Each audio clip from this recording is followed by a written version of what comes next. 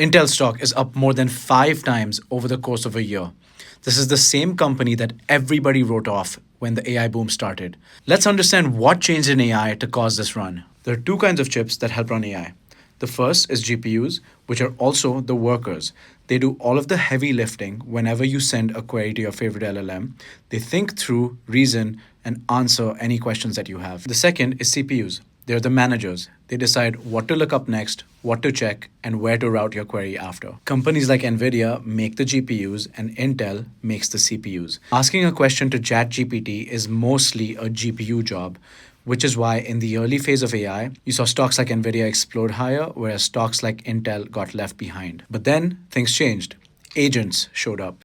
When you ask agentic tools such as Claude Code to fix a certain file, it opens the file, reads the file, plans a solution, fixes the solution, tests the fix, and then eventually saves the file.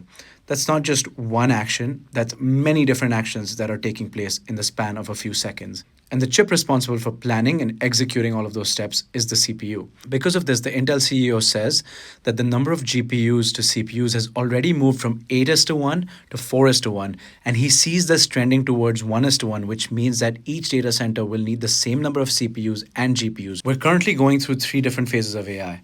The first was when humans were using LLMs to get answers.